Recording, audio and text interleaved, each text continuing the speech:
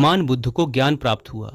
जब लोगों को पता चला कि बुद्ध को ज्ञान प्राप्त हुआ है तो लोग यह जानना चाहते थे कि बुद्ध को क्या ज्ञान प्राप्त हुआ है, उन्होंने क्या नया जाना।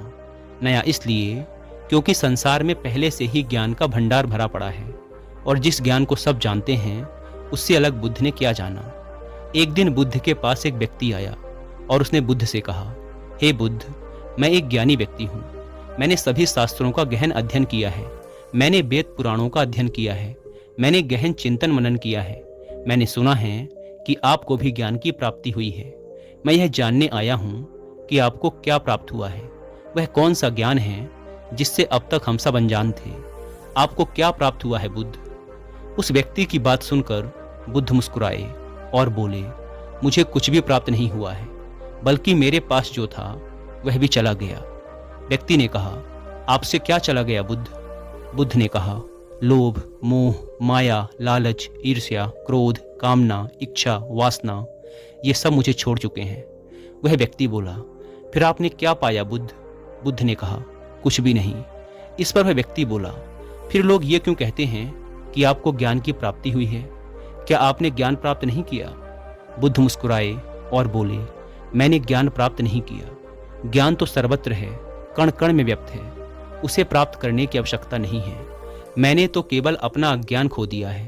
अज्ञान खोने के बाद क्या बचता है? व्यक्ति बोला, अज्ञान ना होने पर तो सिर्फ ज्ञान ही बचता है।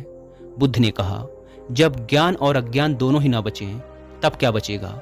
वह व्यक्ति बुद्ध के चरणों में गिर पड़ा और बोला, हे बुद्ध, इस स्थिति के बारे में तो मैंने कभी विचार ही नहीं किया। बुद्ध कहते हैं, मेरे पास जो कुछ भी था मैंने सब खो दिया। सब छूट जाने के बाद मुझे पता चला कि जिन चीज़ों से मैं प्रेम कर रहा था, जिन चीज़ों को मैं पाना चाहता था, वह सत्य ही नहीं थी। फिर वह सत्य क्या था जिसे बुद्ध ने प्राप्त किया? बुद्ध कहते हैं कि मैंने सब कुछ खो दिया, तब मुझे ज्ञान दिखाई पड़ा। लेकिन इसके विपरीत हम सब कुछ पाना चाहते हैं। बुद्ध खोने की बात करते हैं और हम पाने की बात करते हैं।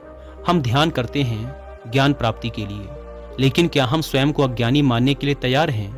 क्योंकि जो ज्ञानी है उसे ज्ञान प्राप्त करने की क्या जरूरत है, क्योंकि वह तो पहले से ही ज्ञानी है। और एक समस्या यह भी है कि हम अपने आप को ज्ञानी मानते हैं और ज्ञान भी प्राप्त करना चाहते हैं। भला यह कैसे संभव है? क्योंकि ज्ञान तो उसे ही हासिल हो सकता है जो अज्ञानी हो। पहले तो हम यही नहीं समझ पाते कि ज्ञान क्या है और अज्ञान क्या है।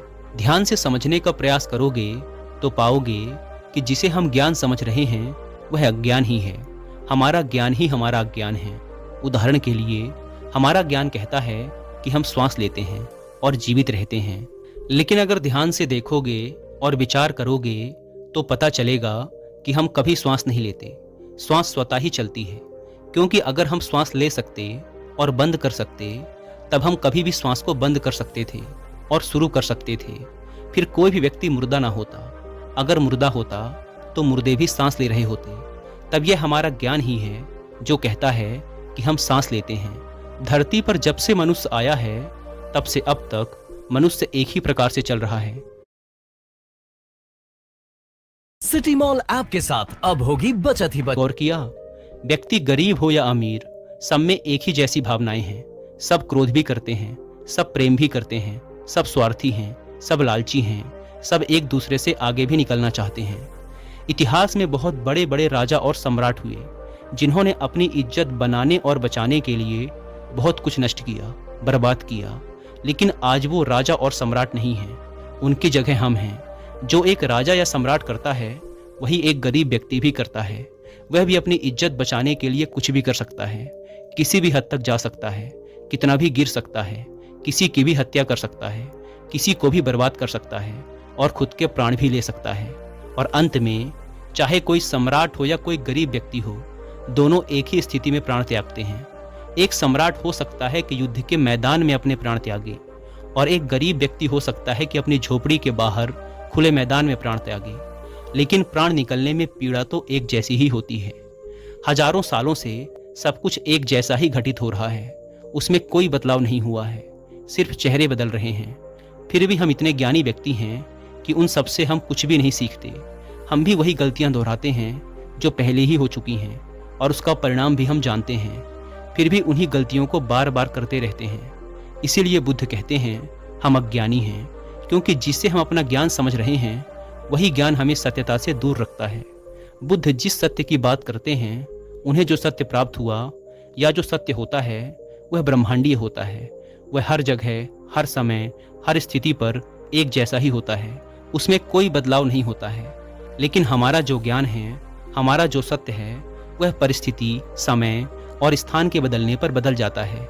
एक सत्य जो भारत में सत्य है वो दूसरे देशों में असत्य हो जाता है। जैसे प्रेम और करुणा एक यूनिवर्सल सत्य है, यह हर जगह, हर स्थिति में एक जैसा ही होता है। यह हर जीवों में एक जैसा ही प्रकट होता है, चाहे इंसान हो या जानवर। जैसे एक माँ अपने बच्चे से प्रेम करती है, वैसा ही एक गाय अपने बछड़े से करती है। प्रेम जाति, धर्म और शारीरिक बनावट से परे है। इसीलिए बुद्ध प्रेम और करुणा की बात करते हैं। लेकिन बुद्ध जिस प्रेम और करुणा की बात करते हैं, हम उसे समझ नहीं पाते। प्रेम तो हम भी करते हैं, लेकिन क्या वास्तव में हम प्रेम करते हैं? एक पति कहता है मैं अपनी पत्नी से बहुत प्रेम करता हूँ, लेकिन कुछ समय बाद वही पति अपनी पत्नी की हत्या कर देता है। अब यह कैसे संभव है कि जहाँ प्रेम था अब उसकी जगह क्रोध ने ले ली? क्योंकि यहाँ प्रेम था ही नहीं, सिर्फ शारीरिक आकर्षण था। इसीलिए वह समय के साथ बदल गया। हम प्रेम या कोई भी व्यवहार कहाँ से सीखते हैं? यह हम अपने परिवार, आसपास के लोगों और समाज से ही सीखते हैं। हमारी बुद्धि हमारे विचारों से ही निर्मित होती है, लेकिन हमारे आसपास के माहौल से ऐसे विचार हमारे अंदर डाले जा रहे हैं जिससे हमारी बुद्धि और समझ का पतन होता जा रहा है, वह विकृत होती जा रही है। प्रेम एक स्वाभाविक प्रक्रिया है जो स्वयं प्रकृति की देन है, और यह प्रकृति का एक हिस्सा भी है। प्रकृति हमसे प्रेम करती है, वह हमारा सभी प्रकार से ध्यान रखती है, लेकिन इसके बदले वह कभी हमसे कोई मांग नहीं करती, जबकि हम ही प्रकृति को नष्ट करने में लगे रहते हैं। यह वह प्रेम है जो हमारे अंदर भी होता है, लेकिन हम इसे भूल गए हैं। जिस प्रेम को हम जानते हैं और प्रेम समझते आ रहे हैं वो बनावटी है, वह स्वार्थ पर टिका हुआ है। उसे हमने बाहर से, यानी अपने समाज और आसपास के लोगों से सीखा है। समाज में जैसा दिखाया जाता है हम बिल्कुल वैसा ही करना चाहते हैं, वैसा ही बनना चाहते हैं। हम वैसा ही प्रेम भी करना चाहते हैं।